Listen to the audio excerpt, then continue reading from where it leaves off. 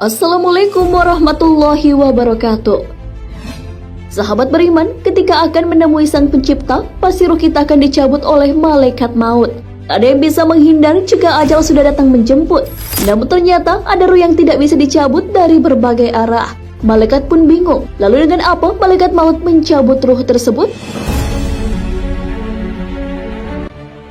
Kisah tentang kebingungan malaikat maut karena tak bisa mencabut nyawa diabadikan dalam kitab Daqaiq Al-Akbar, karya Imam Abdurrahim bin Ahmad Al-Qadi. Pernahkah kamu membayangkan jika ruh yang akan dicabut nyawanya oleh malaikat maut melakukan protes? Ya, ini pernah terjadi. Allah Subhanahu wa Ta'ala memberitahu malaikat maut untuk membawa hambanya kembali dengan mengambil ruhnya. Malaikat maut hendak mengambil ruh si fulan. Beragam cara dicoba untuk mengambil ruh tersebut. Malaikat maut mencoba mengambil ruh dari mulut jasad tersebut, namun tak bisa. Mulut fulan sedang berzikir kepada Allah Subhanahu wa Ta'ala. Lisan pun berkata bahwa malaikat maut tak punya jalan untuk mengambil ruh tersebut dari lisan, karena ia senantiasa berzikir menyebut nama Allah Subhanahu wa Ta'ala. Karena tak berhasil, malaikat maut pun kembali menghadap Allah dan mengadukan apa yang sedang dialaminya.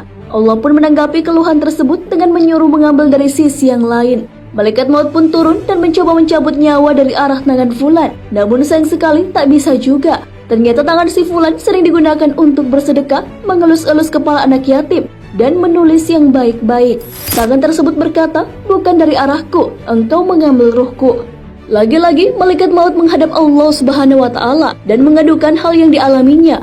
Ia mengatakan sama persis dengan yang dikatakan oleh tangan fulan. Allah pun kembali bertitah untuk mengambil dari sisi yang lain. Kali ini sisi yang dipakai adalah kaki. Namun kaki si fulan berkata, "Aku meringankan langkah untuk sholat berjamaah, melaksanakan sholat 2 hari raya, dan aku tak kenal lelah melangkah menuju majelis taklim. Aku bukan arah untuk menarik ruh itu." Malaikat maut pun kembali menghadap Allah dan lagi-lagi ia diperintahkan untuk mengambil ruh tersebut dari sisi yang lain. Kali ini dari sisi manakah malaikat maut akan mencabut ruh tersebut? Kini malaikat maut hendak mengambil ruh fulan dari arah telinga. Namun telinga si fulan bercakap bahwa ia sering mendengarkan bacaan Al-Quran, mendengarkan azan dan mendengarkan zikir. Telinga fulan bukanlah sisi yang tepat untuk mengambil ruh tersebut. Ia pun kembali menghadap Tuhannya dan mendapat perintah yang sama. Malaikat maut mencoba menjemput ruh itu dari kedua mata fulan. Apakah yang dikatakan oleh kedua mata itu? Mata tersebut berucap, "Kami berdua melihat mushaf Al-Quran, memandang wajah ulama, memandang kedua orang tua, dan memandang orang-orang soleh. Aku pun bukan arahmu merenggut ruh." Malaikat itu pun kembali menghadap Allah dan mengadukan bahwa tiap-tiap sisi yang ia akan coba untuk mengambil ruh fulan memiliki jawaban masing-masing. Akhirnya Allah pun memberikan solusi atas kebingungan yang dihadapi oleh malaikat maut. Allah Subhanahu wa Ta'ala menyuruh malaikat maut untuk menulis nama Allah di telapak tangan malaikat maut agar diperlihatkan kepada ruh tersebut. Setelah itu, malaikat maut pun segera menemui si fulan dan memperlihatkan telapak tangannya yang terdapat asma Allah Subhanahu wa Ta'ala.